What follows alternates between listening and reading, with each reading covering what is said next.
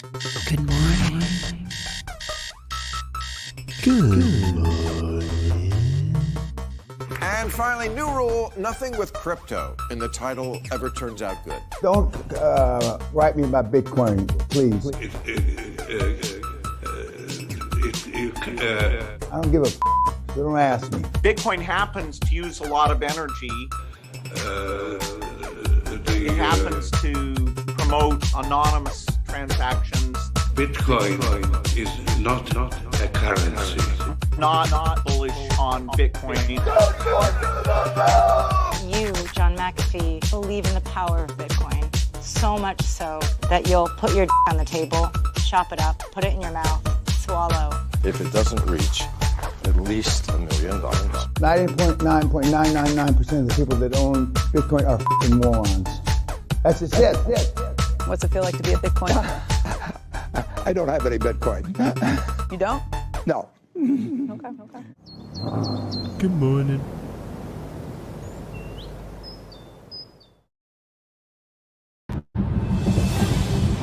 Big motherfucking bullish Norse here. What up? Salute to my man Frank D. God. Come through like a fucking savage. Hold my motherfucking beer, son. Yeah. You thought you was gonna expose me, man? Expose these motherfucking nuts. While I lay them on your fucking shoulder, motherfucker. I hate people like that. Try to force my man's hand. Yeah. And the community came together and said, fuck you in the nicest way possible. Hey, salute you, but fuck you. Who the fuck you think you are? I love how that shit went down, though. He couldn't have played it no better. I love my motherfucking mask. I've been recording with it as frequently as possible. And I feel good in that motherfucker. And here I am without it. In solidarity. My motherfucking D-God motherfucking gang. What up? Man, I'm proud of you, dog. I love what you did. I love that motherfucking shit, bro. Hey. Shitting on them. You know what I'm saying? Keep motherfucking shitting on them motherfuckers.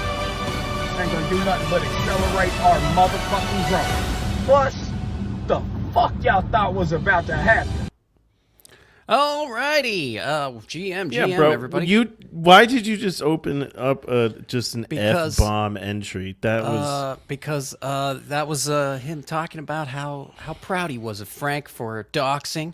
And we had to explain why we were undoxing. Oh. Yeah, it's too cool now. Everyone's doing it, and we can't do that. We can't be doxed. We're reverting.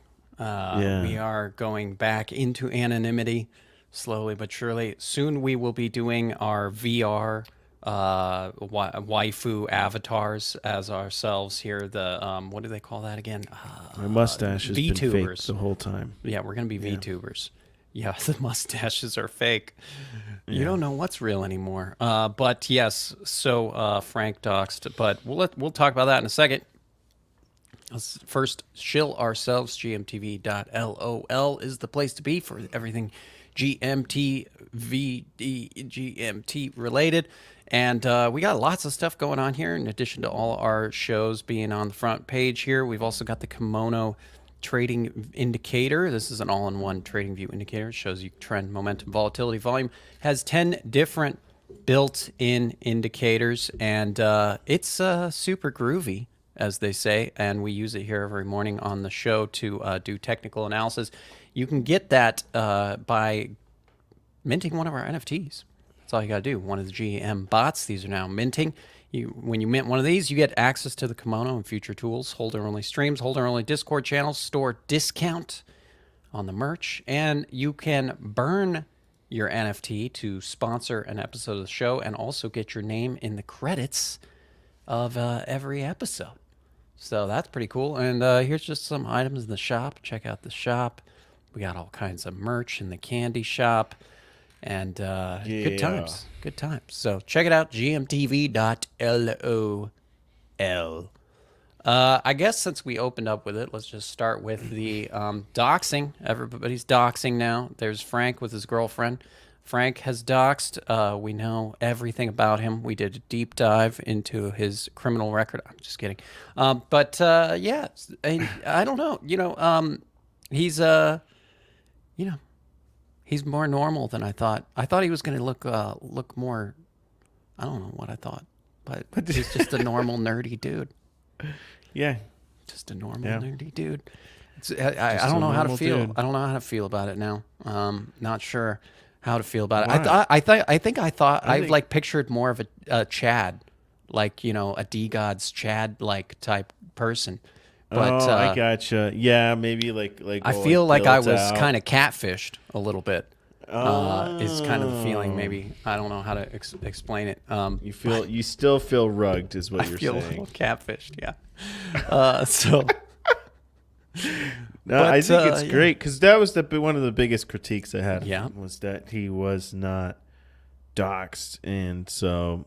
Yeah, I mean, if you're running a multi-million-dollar JPEG startup, I think, you know, at least you should probably dox yourself. I don't know. Of course, that's, you know, people have different opinions on that. But as a holder and as an investor in the project, it'd be nice to know kind of who you're getting involved with. And, you know, then everybody was obviously digging up all his social profiles, his LinkedIn, and his past endeavors. That Duffel, his last startup, the Y Combinator Duffel, that raised $13 million to deliver snacks out of his apartment via scooter. But what happened to it? That is so genius, dude.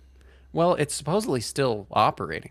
I was on the website, and I mean, it's supposedly still operating. There's a total, you know, different CEO and stuff. He's not a part of it anymore. He probably got Duffel. investors Need a snack? in, and Just Duffel it. Forced him out or something. Maybe, or when he started D-Gods, maybe. Because it's weird because he got investors. That investment round came right before D-Gods kind of came around. So, interesting. So this is really new. Yeah, this has only been around since they started this in like 2020, I think, and or 2021, one of the two. So it's definitely a new startup. And what is it? They just drop off like snacks? They're on campuses. Yeah, so you can see this map of campuses they're on, and you can order snacks and have it delivered to you, and they do it via scooter. So that's it. But yeah, 13 mil they raised. Made me feel very inadequate. Is incredible for snacks, bro. That is. You're like, you know, incredible. I know people just go to the vending machine traditionally, but who has fucking time to go downstairs from your dorm to do that when you could just pay, you know, probably more, like probably 3 times more for a human being to bring it to you on a scooter? Yeah, exactly. It's essentially like the snack aisle. It's going to put those vending machines out of business, man. It kind of looked like the snack aisle at a 7-Eleven, you know? Yeah. And it was... anything that goes in a vending machine. Yeah, exactly. So, hey, bravo. Dude, I had this idea, Freeman. Okay, this idea is already... You're not supposed to share bad ideas on air. We're gonna automate this whole process. We're gonna put robots are gonna deliver it. Yeah. Machines are going to be there where the people are. So like in the, you know, hallways of the classrooms and like in dorms, and you know, people could go. Already been done, bro. I'm cutting you off. It's already been done. I don't want to waste your time. I don't want you to waste your thoughts. It's already been done. There's this thing they call the vending machine. Have you ever seen these things? They're quite innovative. Mil. I know, but it's just the way you pitch it, obviously. It's just the way you pitch it, obviously. So it's just like, you just got to sit there and be like, so these automatic machines are going to be there. This is going to cut out Uber Eats and Duffel. Yeah. Actually, the R2-D2 in the hallways is more like where, you know, they've already got those kind of R2-D2 looking delivery bots rolling around the streets. Yeah. So I could see Duffel needs to automate, get rid of all those employees, and then can raise another 20 mil. When I was doing the robot coffee shop, you did not raise 20 million. No, but I almost did. I almost worked with the company that did the delivery bots. Yeah, so the robot would make the coffee and put it in the bot, and then it would drive and go deliver it to wherever. That was almost a thing. That was almost a thing. It could have been. And Dickenza said, real talk, can you tell me how to raise that much? You make a pitch deck, about 5 slides, and then you go around and you just knock down the door of every VC you can. Yeah. And you get it in front of them. And it's a numbers game. You and your have a pitch has gotta be good. contact. You know, if you got in already with somebody, or your parents do, or whatever, that's always nice. Yeah, but you need a team too. Like that's the thing. That's what. Yeah, somebody for else the has coffee to shop, run the company while you. You need just to have a pitch. team so that it just can't be just you running around. Yeah. For sure. Yeah. So anyway, that's Frank. I don't know. I guess we still call him Frank, even though that's not his name. I don't know. It's what he's still going by. What He said is he his likes name? the name Frank.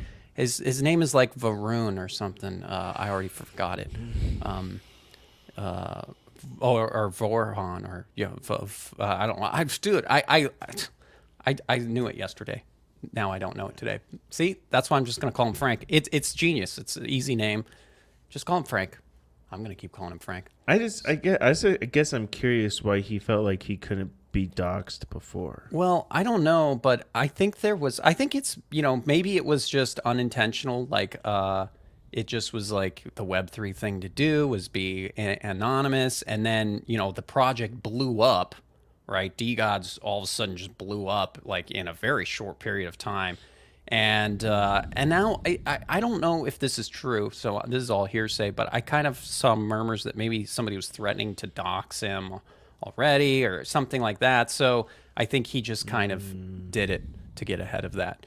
So Gotcha. yeah. But anyway, that's Frank. We now know Frank, and he's going to go on that Mark Colser podcast. That guy who interviews all the Solana founders. I feel slighted. I feel faded and slighted by Frank. Yeah, he is. Yeah, Frank has not responded after reaching out saying he wants to be on the show. I think that was his power move, dude. That's how he just totally cucked us. He just he extends an arm like that. He's like, "Oh, here you go, haters. I'd love to come on." And then he's like, "Psych, bitch, suckers." Yeah. So yeah, we'll see. We'll see. I'm praying every night that to the DeGods that Frank will come and grace us with his presence, especially now that he's doxxed. It'd be kind of fun. And you know what? I almost feel like he's just going through the list, and he's just like, because now there's staking and stuff, so there's things going on with the project. He's now doxxed. It's almost like he's just going through our list and just checking off things that we were critiquing about the project, and then he can come on the show, and just then everything we've said is invalidated, and we just look like clowns, which is what we are. Yeah. But we'll look even more like it. We'll be exposed as the clowns that we are. We are just here for entertainment. Yeah, it's true. Clowns. It's true. Okay, so yesterday we had this interview with SBF that broke from Tiffany Fong. She was that girl that lost the $200,000 on Celsius. You remember that video that kind of went semi-viral, at least in the crypto community? And she had her savings on Celsius, $200,000, and she still has not gotten any of it back. But she started making videos and stuff. Now has like 12 times the audience size that we do in a matter of like 3 months, and she. Anyway, she got an interview with Sam Bankman-Fried. I have no idea how she got an interview with him, but I chopped up a couple of clips and thought I'd show them on air here and just get our thoughts here. So here's the first clip. I haven't heard these, so that's why I thought it would be good. Yeah. The crash in the spring that took 50% out of asset values, combined with a hyper-correlated crash scenario this month, in which simultaneously we saw a 50% decline in relevant asset prices over a 2-day period, combined with a complete run on the bank on FTX, combined with the fact that there is a margin position on FTX that was substantially larger than it appeared to be. How large was it? Because of I thought it was billions. It was in fact billions more, and the combination of all of those put together meant that what appeared to be a extremely well capitalized position on the exchange, over the course of the last 6 months, became effectively unable to meet its liquidity obligations, and then those were demanded at the same time. And so, Is he walking on a fucking beach? Is that what I hear? I think so. I think I hear the ocean waves crashing in the background. He's just walking on the beach, having the wave crash against his drinking feet, a Mai Tai. You know? Yeah, exactly. Just shooting the shit. Sorry to interrupt. I was just. He's still no. You can interrupt as much as you want. He's actually he's spending your money as we speak. A lot of things I should have been way more cautious about, and I both should have been way more careful in terms of viewing the risk of accounts, but also in terms of thinking about what a hypercorrelated crash scenario looks like. It's the oldest game in the book in finance. I should have been way more. I should have thought way more about what that risk looked like, and the sort of especially for correlated, less liquid assets, the extreme but plausible crash scenario was a lot larger than I had been thinking. Are you kind of describing the lead up right before Chapter 11? Because I'm just curious as to when user funds ended up at Alameda. How and when did that happen? Right.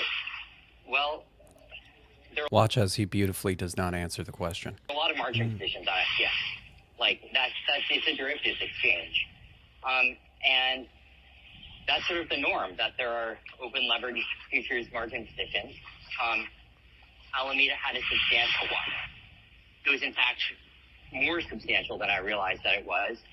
And then there was a extremely large hypercorrelated crash that tanked the value of its collateral and meant that it was effectively not possible to get nearly enough liquidity in a reasonable period of time for the assets that had. And so it was a risk management. So I think he's kind of saying that essentially they were way over leveraged. They had Alameda had a giant over leveraged position. They were down bad, and they needed to they didn't need to, but they decided to take customer funds. It's kind of what I'm thinking. Yeah. Failure. It was a position that was larger than should have been, and in fact much larger than I thought it was, which then suffered a massive hit and effectively blew out. I didn't realize the exact extent of the position until a few weeks ago. I was sort of, when we were frantically trying to figure out exactly how much liquidity there was, and obviously that's something I wish I had done much earlier. And at the same time, it was so much of this I didn't realize. I didn't do the math right. There were all these $1 billion holes in all my calculations. I mean, really? That's the excuse? Yeah, it's is that a legal excuse just to be ignorance? Yeah, ignorant and just well. Yeah, I mean, that can't be any. Yeah, all right, carry on. I don't know exactly. I haven't been I wasn't running Alameda. I wasn't monitoring this nearly as closely. I wasn't running Alameda. Its position had grown on SBF. Well, so I mean, you can't be the only person that was aware or in charge of all of this. Yeah. I think the bigger problem was that there was no effective, person chiefly, there was no single person who was chiefly in charge of monitoring the risk of margin positions on SBF. Nobody in charge of risk management. There should have been and there wasn't. Yeah. And that meant, unfortunately, that there was no one who was devoting enough thought to. And There was nobody there to tell me not to do it. Yeah. Just nobody there's no dedicated person There at the was company to nobody- think. Nobody Yeah. at the company was supposed to think about anything. So that's the first little clip there. Here's what he has to say about the hack, quote unquote. This is what's still weird to me is that, we got a lot of conflicting information about this hack that happened. There was this. We had the recent reports that the Bahamian government forced Sam Bankman-Fried to transfer that money, but his story here is different. Like, does incompetent make you like not guilty, right? Is that enough to say I'm not? I just usually didn't not. No. Yeah, right.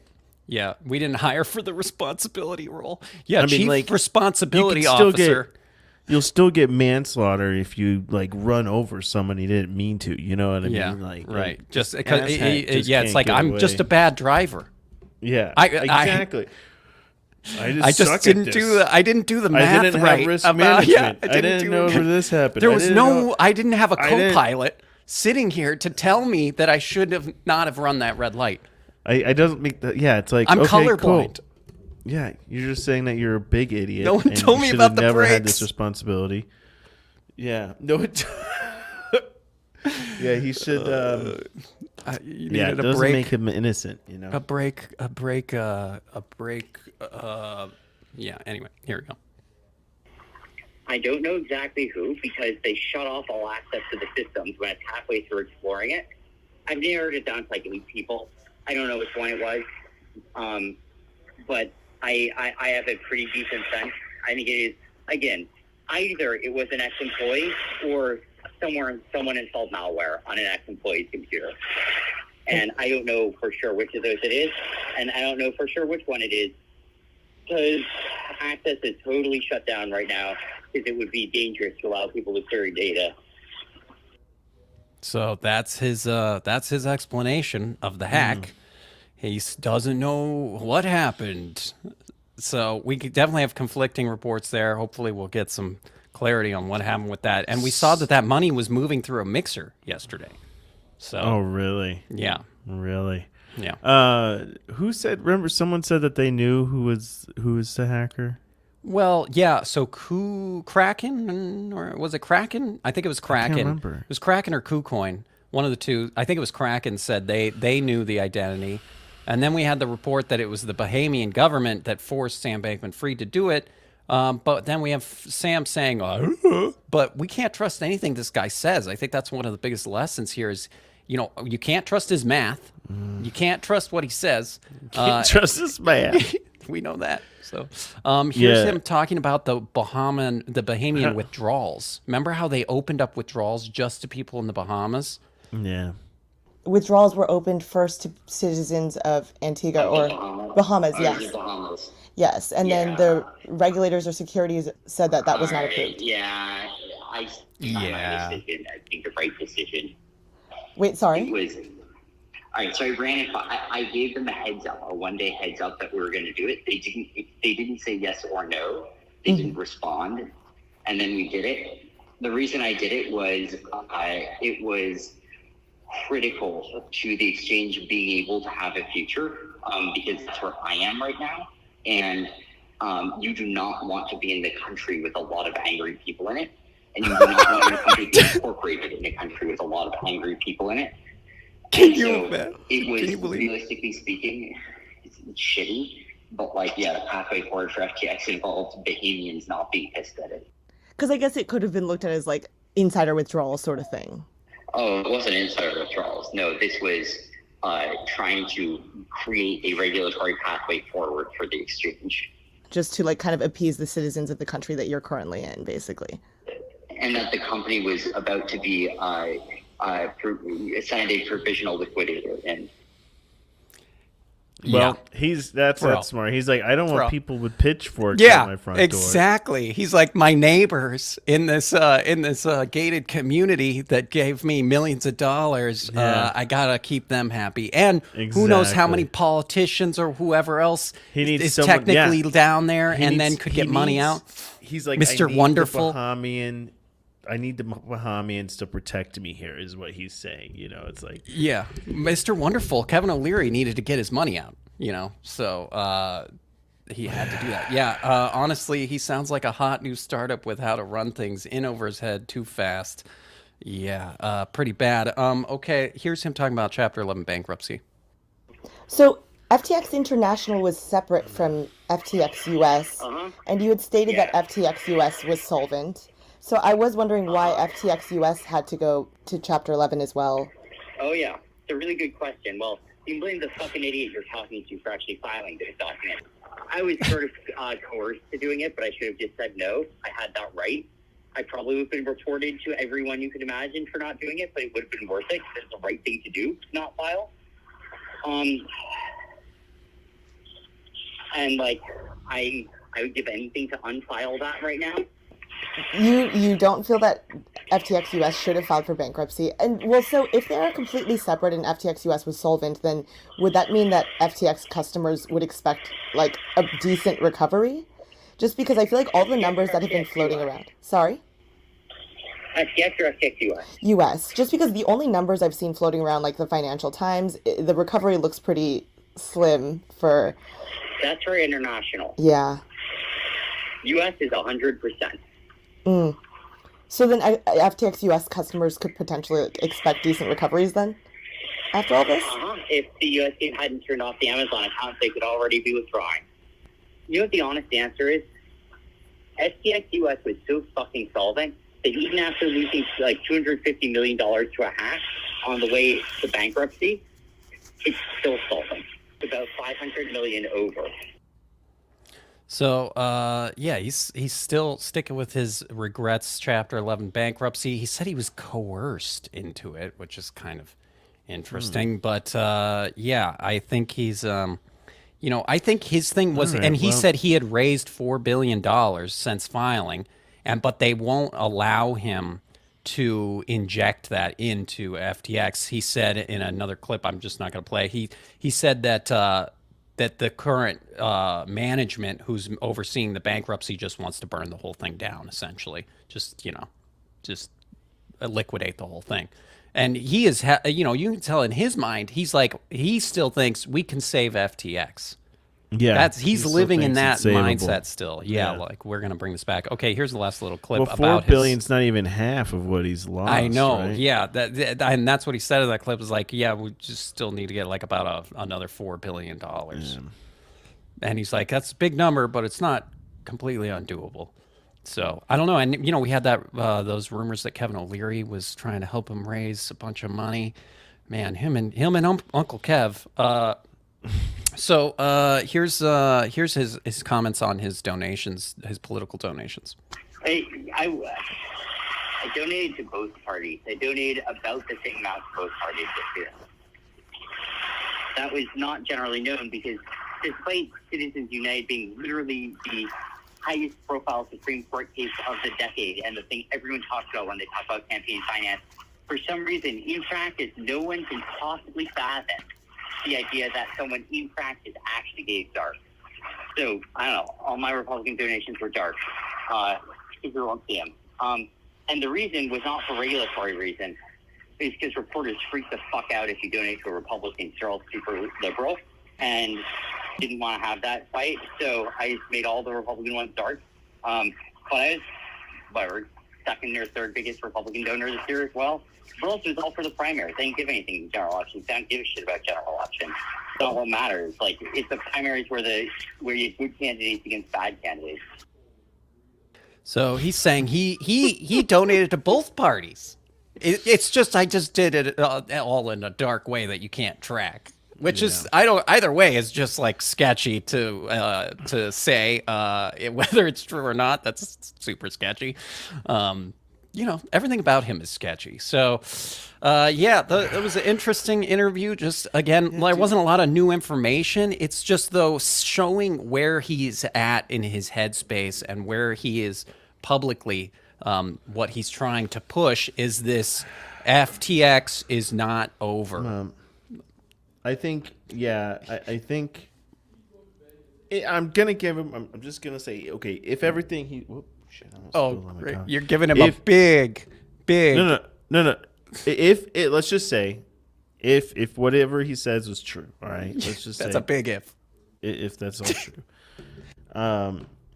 I still think he gets. He should go to jail because it's like, dude, just because you didn't know how much leverage was being used. Oh, you didn't know. Alameda was that much underwater, and you didn't know all this different kind of stuff.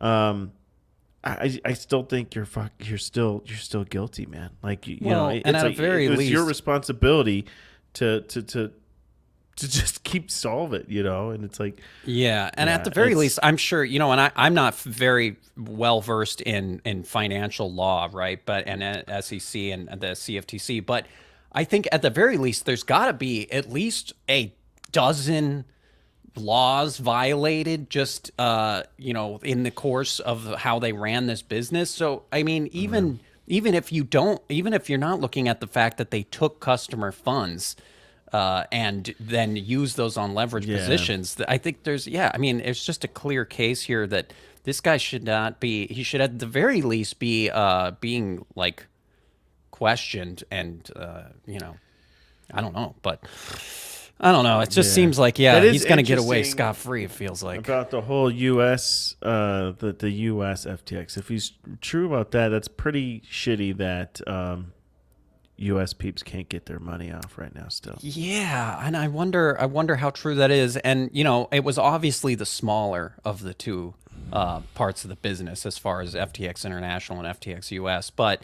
It is just I don't know why they would have halted withdrawals. Maybe it was because they filed for bankruptcy and they needed to do that because of that. Maybe that was why. I think they did halt withdrawals like the same day that they filed for bankruptcy. So they locked it up.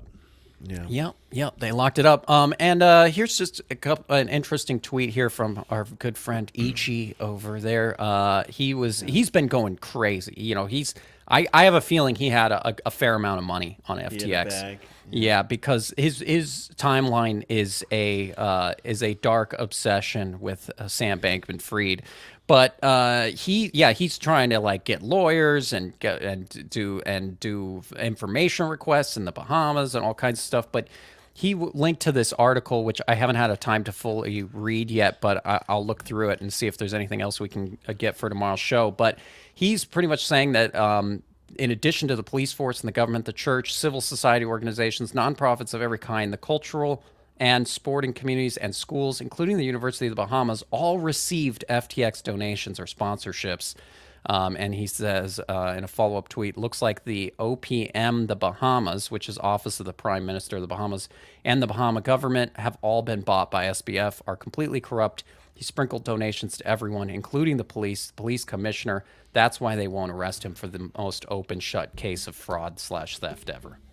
So he was lining the pockets of everyone. He was just like bribing everybody. And no wonder he allowed withdrawals from the Bahamas. It's so that all these people he was also, giving money to, probably a lot of that was still on FTX. And so he's allowing all these people he bribed to just withdraw their money, it feels like. So, yeah, man, the saga of FTX and Sam Bankman-Fried continues. Dickenza's asked if I've seen the Autism Capital tweet. I have not. Oh, that is check it out. Yeah, exactly. Yeah, you mean the Sam Bankman-Fried tweet, right, Dickenza? Yeah. I don't know which one you're saying, but imagine paying $2,500 to the New York Times and Dealbook to see Sam Bankman-Fried speak, and then learning this morning that they're live streaming it online for free. Scammed twice. I assumed he wasn't going to be in person in like New York. Yeah, right. I assumed he was zooming in or something to the event, is what I thought. But that's funny that they're going to live stream the entire thing. I wonder if he'll be there. It looks like this guy here is live at the Dealbook Summit. So I wonder if he'll be there or if it'll just be via Zoom. Funny. I mean, because it's like, dude, how Mark Zuckerberg, he can't step. Janet way Yellen. too risky to step foot in a different country right now for him, I imagine. Yeah.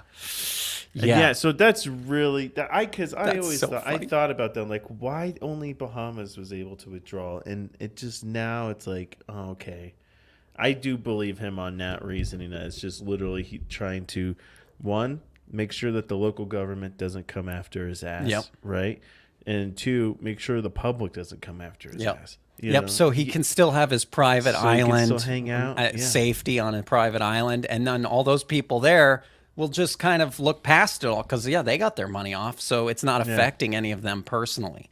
So they'll maybe look at him a little differently, but at least they won't be trying to skewer him. So, interesting. Dealbook is streaming live on Twitter. Please ping in Discord. Okay, I will do that, Dickenza. I will do that just for you.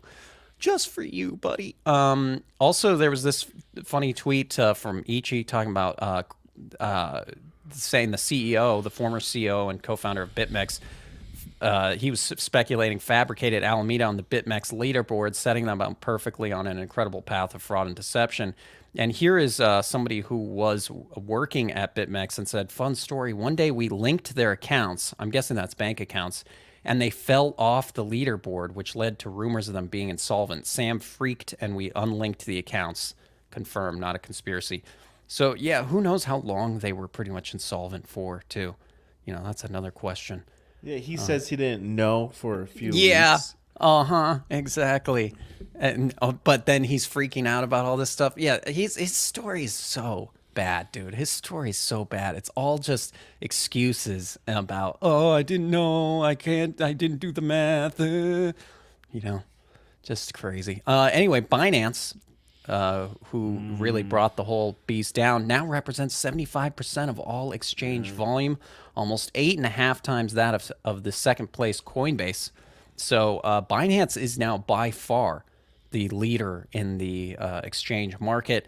Whether that's a good thing or bad thing, I'd like to see more players, a little more diversity in that, especially when you look at Binance's treasury and how the biggest chunk of it, like 30 some odd percent, is all in BNB or BUSD. Actually, I think it was BUSD. Yeah. So they're pegged. Yeah, exactly. So I don't like seeing that at all. Do we know anyone that uses Binance? I did use Binance for a little bit, but we both stopped using Binance when they started really clamping down on U.S. people. So now pretty much if you're in the U.S., you got to use Binance US, which is just sucks. So. Yeah, they really clamped down on the. I was even margin using trading. Yeah, you couldn't do leverage. VPN and stuff, and you can't get away with it. Yeah. Yep, they were hardcore really about good. Yeah. Getting rid of people who were leverage trading in the U.S. Let's see. Binance also acquires regulated crypto exchange in Japan. So let's see. What's the name of the exchange? It's the Sakura Exchange, a Japan financial services agency licensed business. So we just need to start an exchange, and then just have Binance take it over. Yeah, you just start a good, honest exchange. You just make money off of the fees, and that's it. And that's what it's called. They're all good, honest exchange. I think we already had that idea, right? Honest exchange. Yeah. Well, everyone's making either their own NFT market or their own exchange these days. Uniswap doing NFTs, I see now too, right? Yeah. We'll chat about that in the NFT section. Last little thing I just wanted to add here in the news. I yesterday we had talked about how Polygon was added to Phantom. But they also are supporting Ethereum as well. So Phantom Wallet is going to be a nice cross-chain wallet.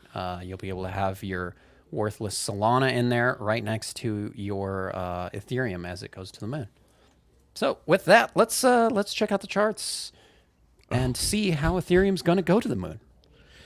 All right. Well, yeah. All right. Let's start with Ethereum then, Let's start with Ethereum. Let's start with some Ethereum, Yeah. So there's some problems right now with that whole moon theory. I was afraid you were going to say that. Currently, you always got to do that. We're challenging the 200 moving average. We had this beautiful green vector candle, nice pump last night, right?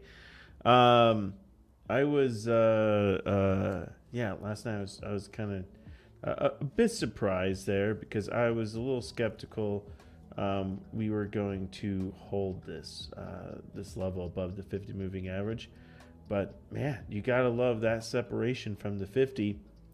Dude, I know we were like thinking, well, and realistically, the most likely scenario was that you would get a rejection. That's always the most likely scenario, especially when you're in a downtrend. But yeah, it's surprisingly going to the moon. Yeah, man. So I was thinking, if I was thinking honestly, what would happen is that it just ranged around this area, maybe like from here, that would be where the top to like down here, right? Range in that level, but yeah, man, it just popped right up. It was crazy.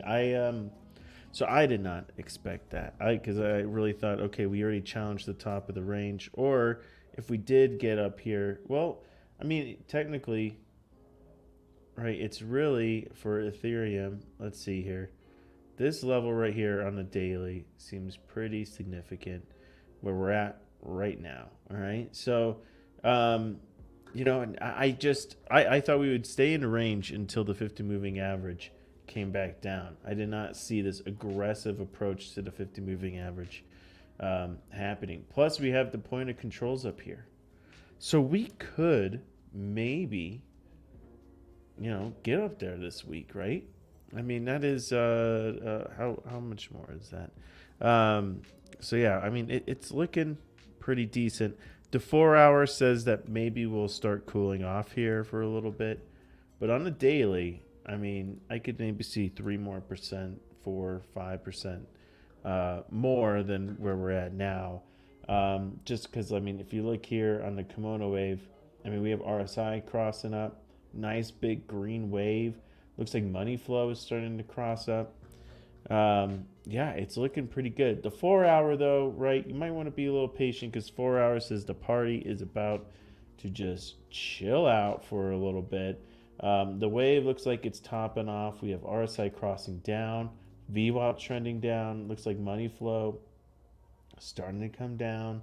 So we might see a retrace back down, challenge support, right? And probably the 50 moving average by that time, and then get another rejection off is what I would expect on the 4 hour. So yeah, I mean, this is a nice bullish pattern, right? We get price above the 50 moving average, breaks back down. I mean, comes up, challenges it again, but then just gets a nice rejection. That's good. It's a good move. It's a good move.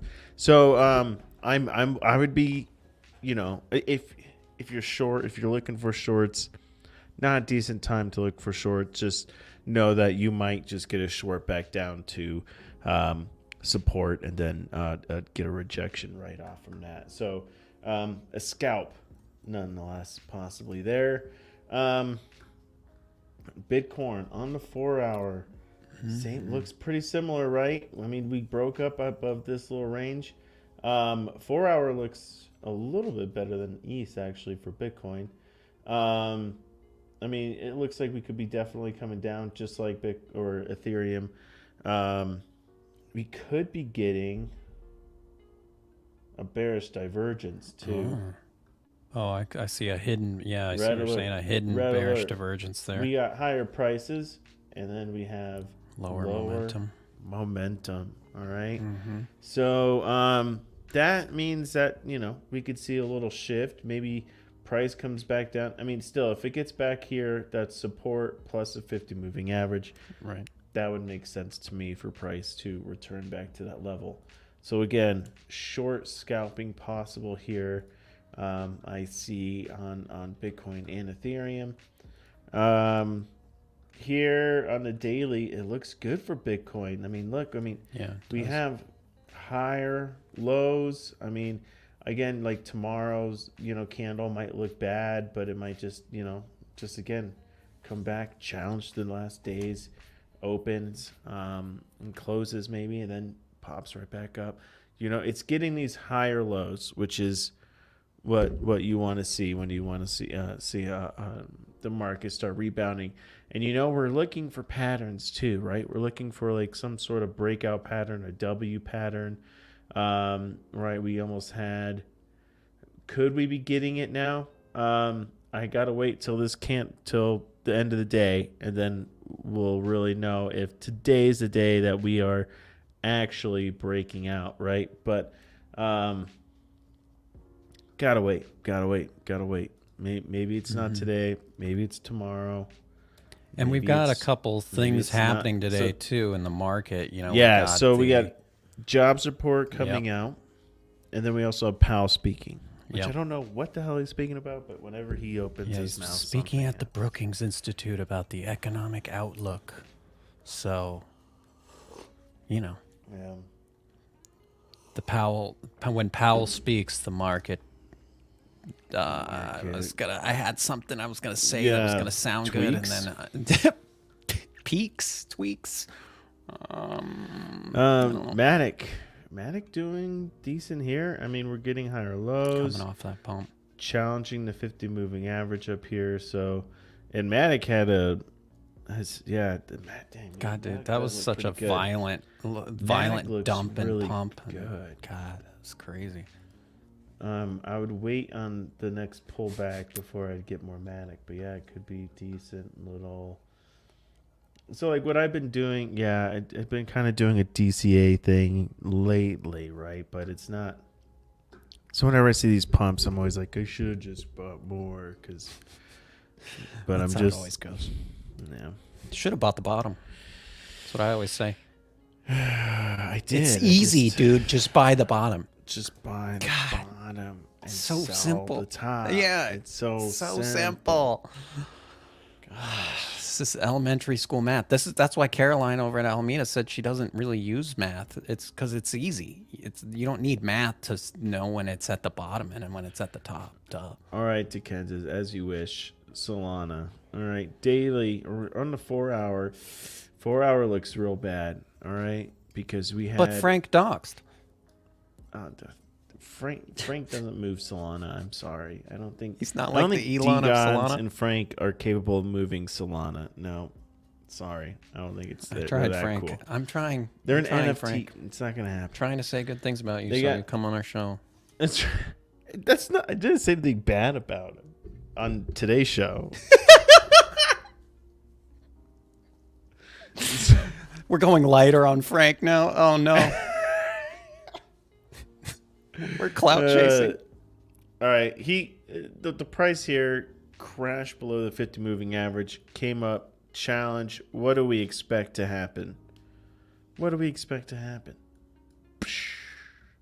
Look, Kimono Wave is telling us. Is that what we expect or what you want, guys? Which one of those is it? Guys, I mean, this Kimono Wave is telling us that the party looks like it's ending. If you had Solana here, if you bought it, over the weekend, take your profits in GTFO. Not financial advice. In unison. It's just what I would be doing. That's exactly. The daily. Let's see what the daily's looking like. Oof. Yeah, VWAP coming down. Money flow wave very thick, but it does look like it is starting to come up. So that's a little bit bullish for Solana here.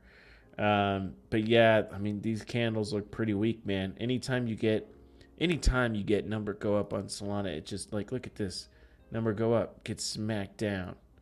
Number go up, gets smacked down. It's just not having really anything that's really sustainable. And Dickenza said, can you translate the lines to fundamentals or a narrative I can understand?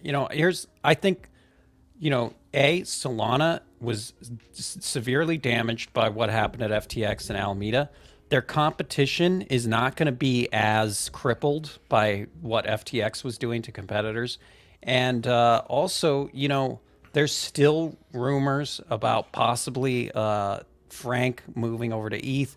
And at the very least, even if he doesn't move the existing projects over to ETH, I know in the past he already has said that after Utes, their next project would be focused on Ethereum as well. So, there's a couple large things there. And I think that Solana is just, it's still got a pretty large community, like on Twitter and stuff, but I think it's still just trying to refine its footing after this FTX debacle. And I think the jury is still out on whether Solana will be as competitive and dominating as it was without potentially the help of FTX behind the scenes, and those rumors are still, I think, unconfirmed, but just the couple projects we've heard that were competitors of Solana being kind of just kicked out, having their legs kicked out from underneath them by FTX. If that's not happening, maybe there will be more strong competitors in the future. That's what I would say. Cool. I don't know. That's just my initial thoughts there. Yeah. I still like the Solana community. It's hard for me because I was getting into Solana, and I like the community aspect of Solana. I like how active they are, and they still, I think, overpower Ethereum. The Ethereum community is a little more snooty and a little less, just less community feeling. So, you hear that, Ethereum community? Yeah, you guys need to take your noses out of your ass and embrace people. Give some people a hug. Like, everybody in Ethereum just seems like they need a damn hug. Really? Yeah, that's how I feel. They're not snooty. Do you hear that, Kenza? You sound like you need a hug. Nursery rhyme level. Number go down because of the clown known as SBF. That's a good one. That's a good one. Yes, wholesome. Yeah. Okay. Yeah, ETH is wholesome, right? It's kind of like it has the vibe of Vitalik. What are you doing over there? So, what are you these lines you're really trying to FUD it down to $2-3 still?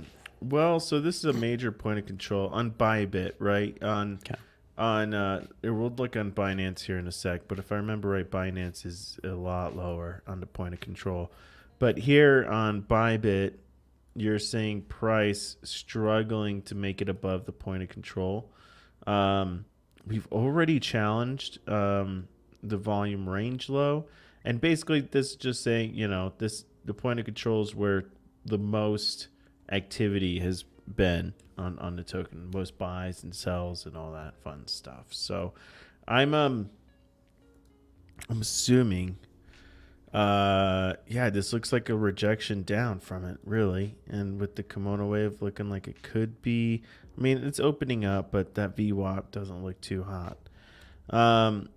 I could see it ranging more down here. But now let's go to a larger exchange. And real quick, while you're doing that, I'm just going to show this just to add to what's going on in the market right now, too. I saw this headline this morning that Bitcoin whales load up over $789 million in Bitcoin in less than a week.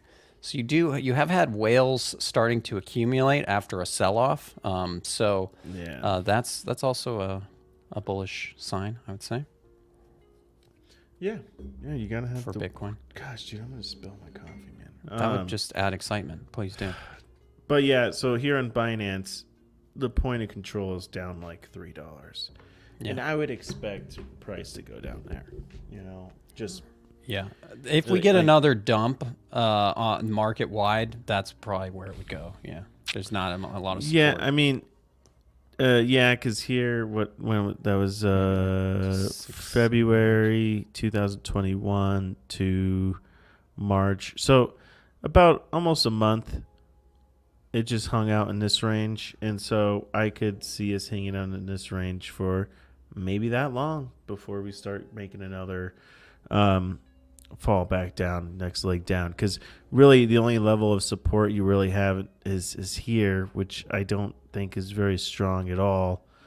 And so, I mean, and what would it take? I mean, and of course it could come down that far. I mean, look what it's already done. I mean, look at this.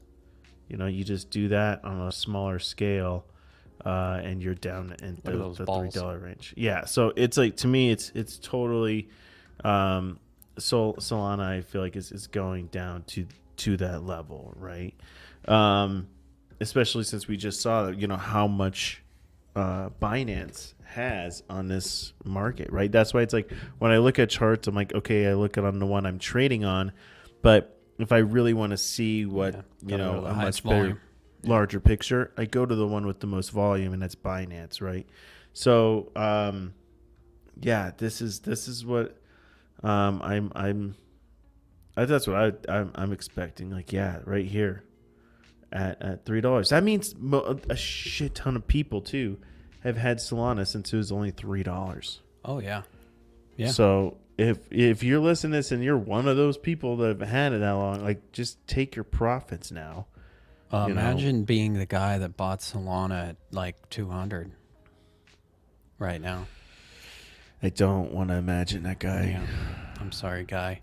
I'm sure one of those guys will watch, so I'm sorry, guy. But you know, if I saw you in IRL, I'd give you a big old hug or something. Maybe in my dreams it'll get back up there. So there's something nice. See, that's the thing, is like, see, to me, it's like, this token's dead to me. This is in extinction level. Not that, like, I don't see it ever returning to all-time highs again. I know. I'm not saying it's gonna be gone forever. I'm just saying it won't see this. Well, if Luna Classic still exists and FTT still exists, yeah. Yeah, they'll still exist. It's just they'll probably never see. You just think people will move on eventually or something? Is that what you're saying? Yeah. I mean, it's gonna be hard. It's interesting. There's a lot of people invested in Solana still. It's interesting. Fucking hanging Litecoin on to that. On the other hand. Yeah, Litecoin. Check out Litecoin. Defying all odds. The digital silver. Let's see what the digital silver. The digital silver. I mean, damn, yeah. This isn't looking. It's looking too nice. Shabby. Yeah, looking nice. Looking Bitcoinish. Dang, it took Binance a minute to get. Oh yeah, point of control's up a little bit. Wowzers. Whoa. Jeez, point of control's Litecoin, way up. I would say, all right, I would accumulate Litecoin in this area, take some profits when it challenges this. If it doesn't get rejected, then hey, accumulate more. Until it gets to the point of control. See if it gets rejected. Will Litecoin ever see its all-time highs again? Probably not, man. I forget Never say Litecoin never. was that much, dude. What? Yeah. Hey, everything was things were crazy. See, we were on a high. Even thinking about Litecoin, like, yeah, of course, years and years and years ago. Like, I don't know. 2020. That's another one of those that I'm just surprised is still a thing. But yeah, see, this is it got on Binance. Litecoin maxis. 2020. It popped up on Binance, and I'm like, oh man, I wasn't even thinking about Litecoin back then. Yeah, and you could have been. So, I mean, with this chart, I wouldn't say. I mean, I don't know. Litecoin's been around for so long. Yeah. That maybe it has a chance to actually, and it's what? It's proof of work still, right? Yeah. As far as I know. As long as it stays proof of work, man. I think people the are still proof of mining work shit is going to be. Are you a proof of work maxi?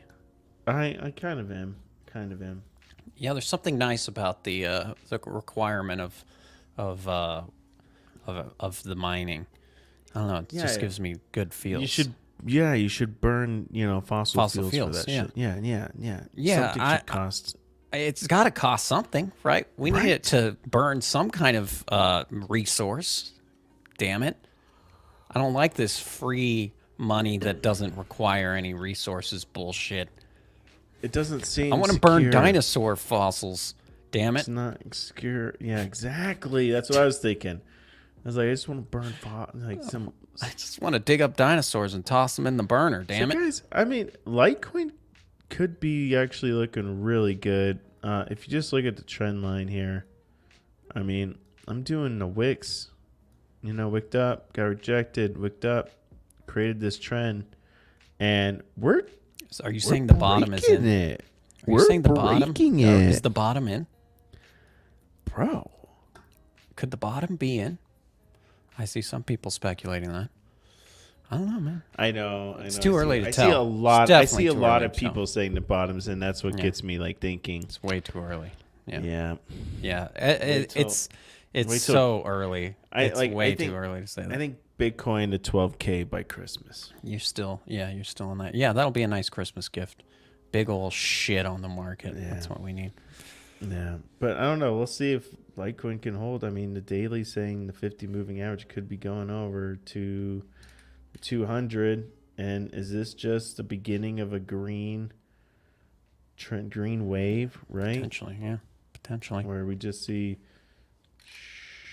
kind of like this, and then we're just seeing prices roller coaster. like that. Oh, I like that line. That makes me feel good. That's a feel good line. Is that what we're seeing? It's a feel good line.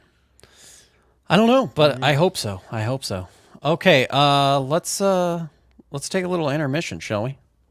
Yeah. Because I have a full bladder. So, yeah, we'll be back in just about 2 minutes. Everybody stay where you are. It's already Like, subscribe. Yeah, bro, you're good at burning time. It's perfect. Oh, that's all I do. Okay, guys, we'll be right back.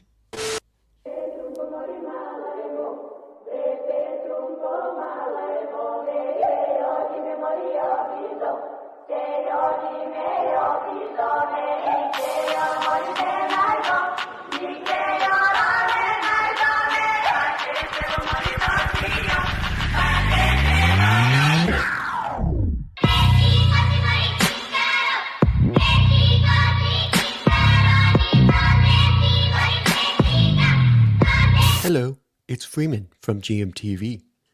Don't get hacked like I did. Get yourself a Ledger wallet at gmtv.lol/ledger. 諦めんなよ諦めんなお前どうしてそこでやめるんだそこでもう少し頑張ってみろよダメ諦めたら周りのこと思えよ応援してる人たちのこと思ってみろってあともうちょっとのところなんだから俺だってこのマイナス10度のところしじみが取れるって頑張ってんだよ絶対やってみろ必ず目標達成できるだからこそネバーギブアップ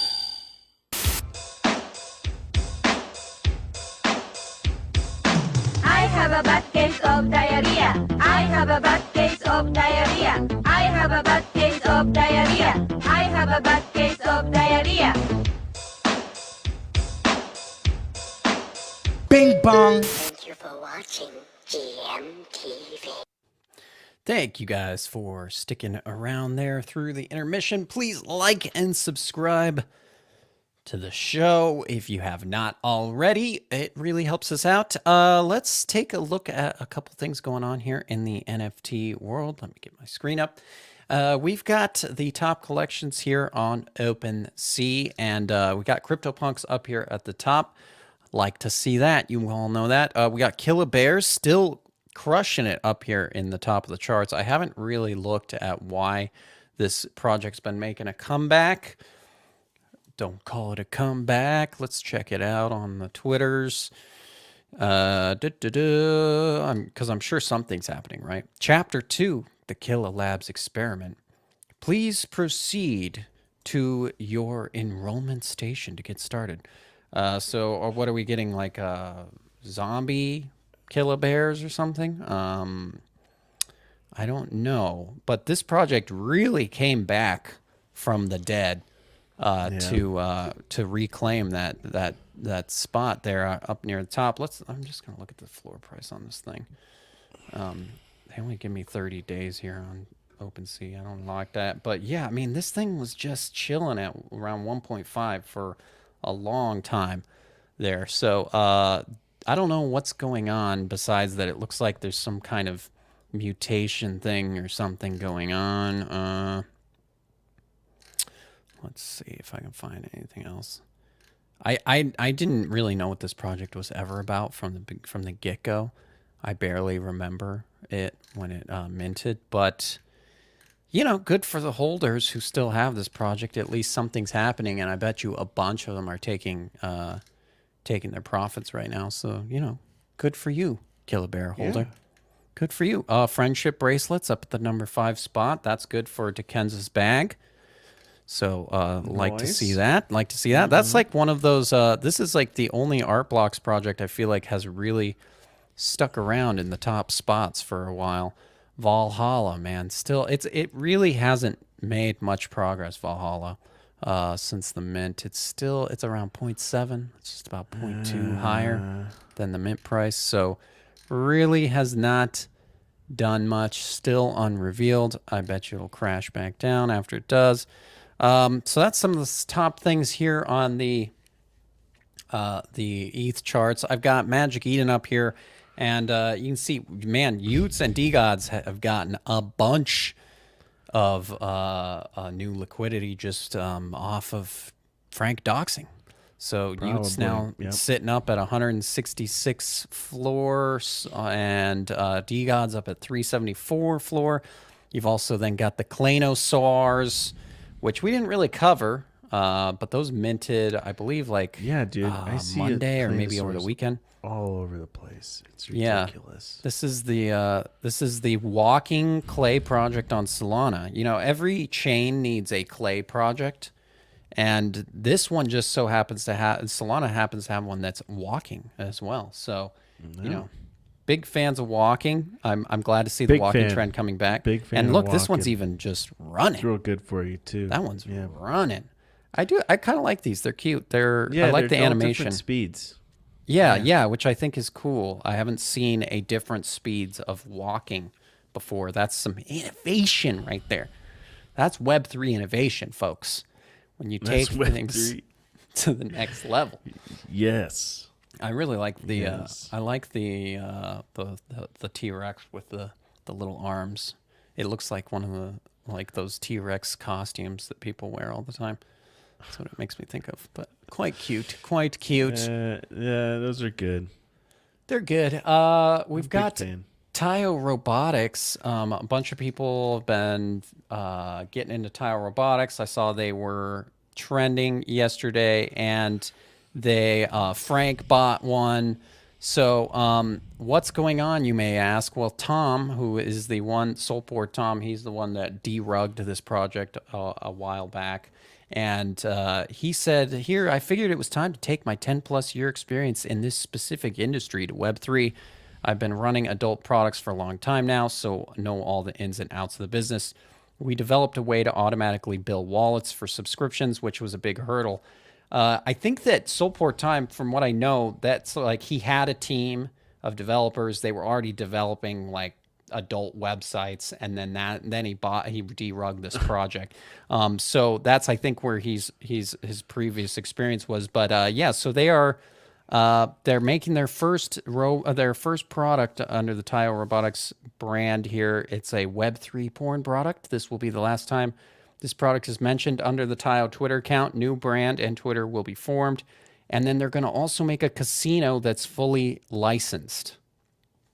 And those are going to use their token Graphite, of course. So, you got to integrate your token. Of course, Frank just bought his first Taio because of this. So Frank is bullish on porn, sounds like. Yeah, bullish on porn. bullish on porn and casinos. Yeah, exactly. I could just imagine this guy. This guy's like he's always smoking a cigar too, right? And licensed where? Kansas. That's always the question. In the Bahamas, of course. Of course. We'll see. I don't think we have any details about the projects yet, but that's what's coming. So now Taio's getting a little pump. We've also got this. I learned about this just the other day. This project, and I didn't actually know it was from Tim Ferriss originally, but Tim Ferriss is now making an NFT. I think this has been about, from what I've heard, about a year in the works. And Tim Ferriss is good friends with Kevin Rose, so he's probably got a lot of inside baseball from Kevin Rose on how to launch Yeah. these projects and stuff. And Tim Ferriss is one of those like business influencers that I have not ever lost total respect for. He's one of the few. Until now. Yeah, until now. Well, actually, I love the name of this, Cock Punch. I mean, It's pretty good. That's a pretty funny name and pretty bold to name it that. Now, the mint is going to be next Wednesday, December 7th at 10 a.m. PST. It's a cockfighting game. I don't know. It looks like it, though. They've got weapons. I know we thought of this. Cock Punch is a better name than whatever we were thinking. It's definitely probably a better name. Total supply is 5,555. This is going to be a fictional world built for these chaotic times. The Legend of Cock Punch is the tale of a fantastical realm, a universe of the bizarre. From Tim Ferriss, stories are the gateway drug in this emergent long fiction project. I've never heard of this term, or if he's making it up, ELF. Emergent long fiction. So this is a storytelling project. Characters, maps, artwork, and more will be released over time.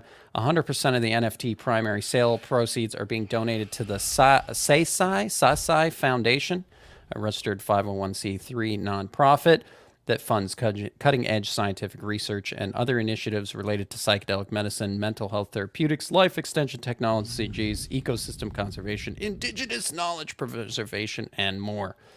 So, it's kind of interesting that all 100% of the NFT sale proceeds are going to that nonprofit. We haven't seen a lot of big projects that have funded nonprofits, even though that has always been touted as one of the uses for NFTs to do nonprofit funding.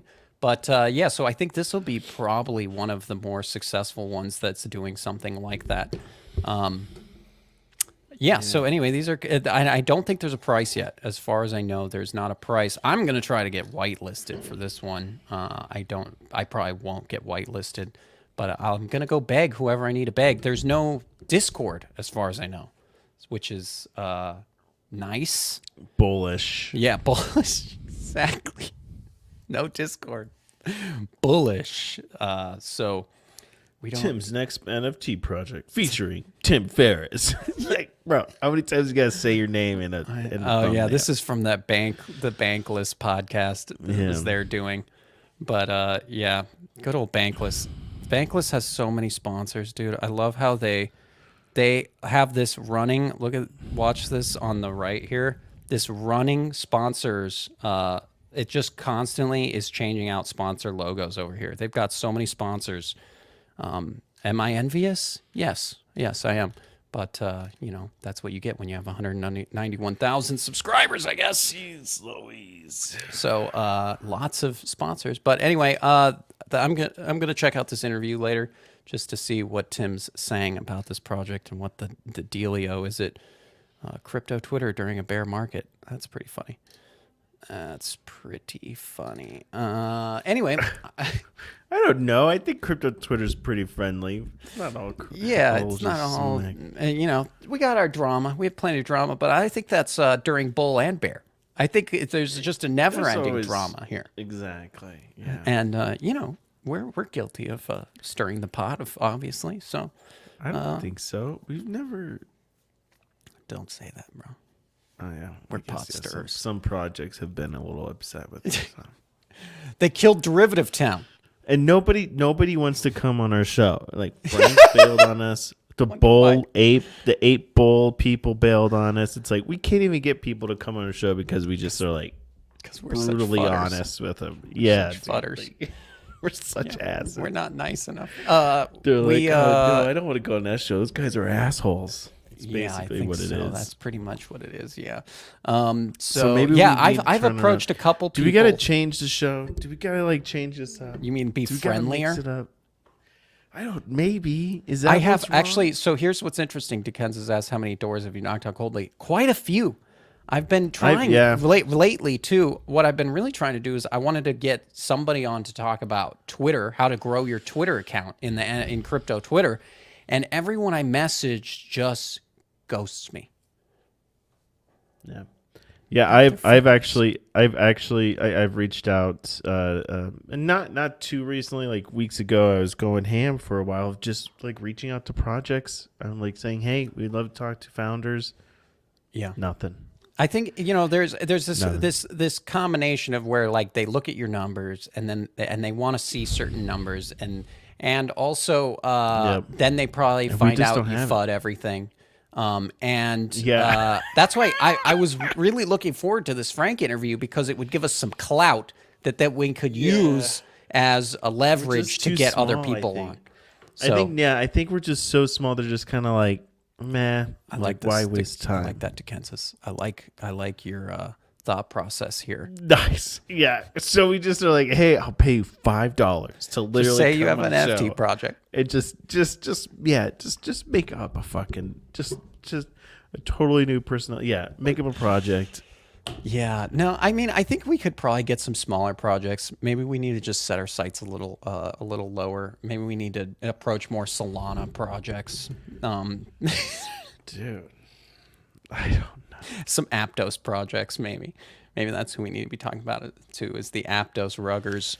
Maybe the Valhalla founder would come on here, talk to us. Yeah, we're working on that and trying to get more interviews. It's also difficult because people don't like the time that we do it, especially if you're on the West Coast. People on the West Coast, that's what Frank's problem was. Every person that even flirts, right? Yeah, everyone that flirts with coming on immediately is like, "Can we do it like later?" We had that guy from no one wants to do it in Bridger, the morning. the guy from Bridger that ghosted us twice. Well, we had time set up, and then both times he canceled within an hour or two of the interview, just saying it was too early for him, essentially. So we're trying to get the formula, and we'll get there. We'll get some more people on here. I see what Kansas going with this, with the whole Fiverr idea. This artist came on our show, now sold out their NFT. Nice. Okay, yeah, I like this. Then we'll bot the account. I see what you're saying. We bought the account. Yeah. And we make it look like it was a huge hit success. We bought the views on YouTube. We'll just bot everything. Have to scrub this episode so that nobody ever finds out that we got this idea. Yeah, from well, you and we decided to do this. Somehow episode number 206 just disappeared from the catalog. I don't know what happened. Yeah, I don't know. It's just weird. Yeah. We'll build a Fiverr army. Yeah, exactly. Fiverr army. Yeah, great. Anyway, okay, well, that does it for today's show. We will be back tomorrow, same time, same place, 10 a.m. Eastern, and we will have, of course, great goodies. And I will, I'll keep you updated. I'll do the ping to Kenza in the Discord when we've got Sam Bankman-Fried live from the Bahamas today. Yeah, should be a good time. I'm sure they'll be asking him the hard-hitting questions. About FTX. In fact, I'm sure they won't ask anything about it. They'll just be like, let's put FTX behind us. What do you think about the future of the digital currency market? And it's they'll totally ignore it. Puff piece, huh? Probably. So anyway, thanks for joining us, guys. And like we said, we'll be back tomorrow. Have a GM-erific day. And GM. Thanks to our burn sponsors.